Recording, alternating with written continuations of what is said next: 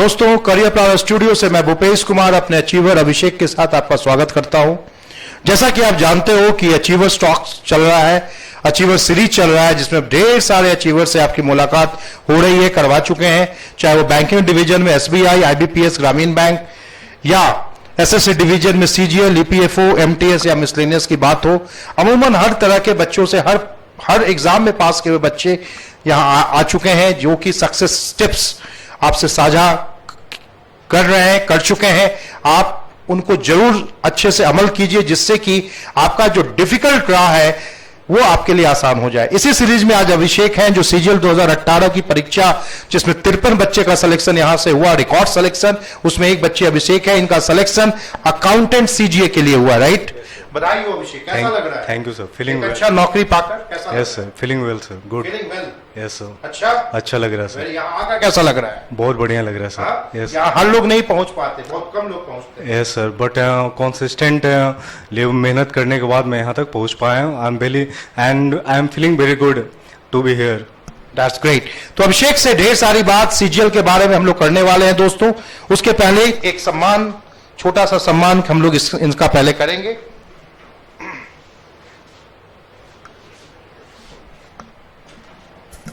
तो अभिषेक, ये कहते हैं ना, ये मेडल बहुत किस्मत वाले को मिलता है। ये अलग बात है कि सीपीएसई परिवार में बहुत सारे बच्चे को मिलता है, बट हर बच्चे को तो नहीं मिलता। कुछ ना कुछ बच्चे सीपीएसई में भी नहीं पाते हैं। आपको ये मेडल मिल रहा है, कैसा लग रहा है ये मेडल को देखकर? आई एम वेरी प्राउड कि मुझे ये मेडल मिल रहा है। एंड जब से मैं क्लब में हूँ, ये मेरा सपना था कि मुझे ये मिले। आज वो दिन आ गया। आज वो दिन आ गया। चलो, ग्रेट, थैंक यू। और ये आपका अलुमनाई सर्टिफिकेट है अभिषेक। गुड। चलिए, अब अभिषेक से हम ढेर सारी बात करेंगे बच्चों, बिकॉज सीजीएल एसएससी का एग्जाम को लेकर बहुत तरह के बच्चों में बहुत तरह की क्वेश्चंस दिमाग में चलते रहती है, right?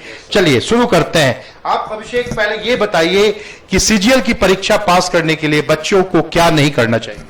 First of all sir, SSC थोड़ा टाइम लेता है एक भी सेशन कंप्लीट करने में।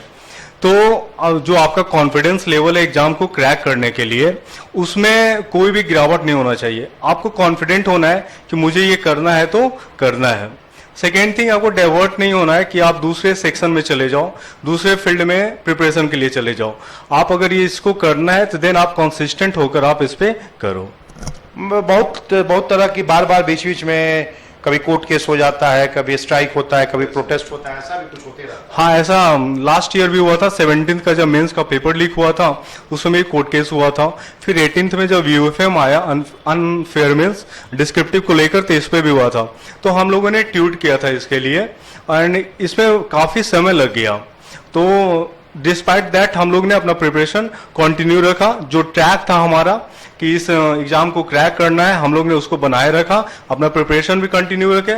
और जो हम लोग ट्विटर पे कैंपेन किया था इसके लिए, तो वो भी हम लोग का चलता रहा। तो पैरेलल में हम लोग ने ट्विटर कैंपेन भी किया और अपना प्रिपरेशन भी कंटिन्यू रखें, ताकि हम अपने गोल को अचीव कर सके, एग्जाम को क्रैक कर सके। लेकिन आपका कहना यह है कि यदि आपने ट्विटर कैंपेन किया भी था तो अपनी तैयारी से अपने आप को भटकाया? बिल्कुल नहीं। ट्विटर कैंपेन एक जगह था और उसके पैरेलल में हमारा प्रिपरेशन था, क्योंकि दोनों जरूरी थे।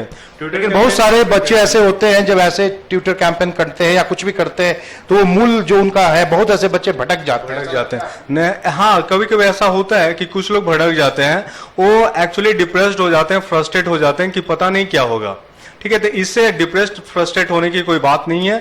हम लोग प्रोटेस्ट कर रहे हैं, उसके साथ साथ हमारा प्रिपरेशन भी कंटिन्यू होना चाहिए, क्योंकि हमारा ये मूल फैक्टर है प्रिपरेशन करना। इस बार नहीं हुआ तो अगली बार होगा, लेकिन होगा। ग्रेट। तो ये तो आपने बताया कि क्या बच्चे को नहीं करना चाहिए। अब ये बताओ कि एक सीजीएल पास करने के लिए, अच्छा मेरिट लिस्ट, अच्छा पद पाने के लिए शुरू से बच्चे को क्या करना चाहिए? डेफिनेटली, अगर वो एक बिगिनर है तो फर्स्ट ऑफ ऑल उसके जो भी सिलेबस होते हैं उस पर उसका कंप्लीटली पकड़ होना चाहिए, थोरफली स्टडी होना चाहिए। बिकॉज सीजीएल में 4 स्टेजेस होते हैं। Tier 1 that is preliminary, second one is mains, third one is descriptive and fourth one is CPT और टेस्ट। तो पीटी में भी 4 सेक्शंस होते हैं, reasoning, maths, English and GS. PT में अच्छे मार्क्स होने चाहिए सारे सेक्शंस में, चाहे वो जीएस हो, इंग्लिश हो, रीजनिंग हो, मैथ्स हो, एटलीस्ट 35 टू 40 मार्क्स का बैकअप हमारे पास होना चाहिए, जो हमारा कट ऑफ होता है उससे। इससे क्या होता है, हमारे मेंस में भी सपोर्ट मिलता है। सेकेंड थिंग, मेंस का जो 2 पेपर्स होते हैं कंपलसरी होते हैं, paper 1 maths and paper 2 English, उसमें भी हमारा इक्वली फोकस होना चाहिए। And the most important is descriptive paper. Generally लोग क्या करते हैं कि जब उनका मेंस हो जाता है उसके बाद वो स्टार्ट करते हैं डिस्क्रिप्टिव का पेपर।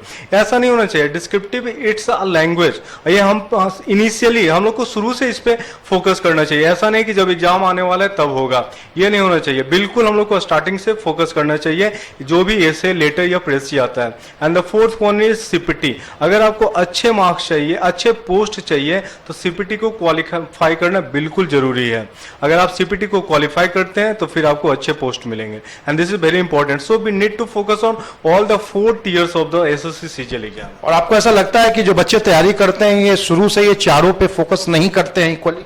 नहीं, अगर वो नहीं करते हैं तो ये वो गलती कर रहे हैं। अगर उनका पीटी में कम मार्क्स आता है तो मेंस में बढ़िया मार्क्स आने के बाद भी एक एवरेज लेवल पे आ जाते हैं। अगर डिस्क्रिप्टिव जो होता है वो डिसाइडिंग फैक्टर होता है, तो उस पर भी अच्छे से फोकस करना चाहिए। क्योंकि अगर डिस्क्रिप्टिव में अच्छे मार्क्स नहीं आए, सपोज 35-40 आ गया, तो उनका रैंक बिल्कुल नीचे चला जाता है, जिसके कारण से उन्हें अच्छा पोस्ट नहीं मिल पाता। दोस्तों, ये बहुत उचित बात सलाह दी जा रही है अभिषेक के जुबानी से, इस पे आप अमल करिएगा। इनके पहले भी बहुत सारे अचीवर्स ने आपको ऐसा सुझाया है। पीटी में आपको 35 से 40 एक्स्ट्रा लाना ही पड़ेगा यदि आपको मेरिट लिस्ट में आना है तो। और ये देखा जाता है कि जो कट ऑफ जाता है बाउंड्री लाइन, यानी या 10 नंबर 15 नंबर कट ऑफ से +10 +15 के आजू बाजू ढेर सारे बच्चों का होता है राइट। और वही सब बच्चे का बेसिकली रिजेक्शन होता है, जैसा अभिषेक का मानना है और इनका कहना है। तो इस चीज पर विशेष आप ध्यान रखें।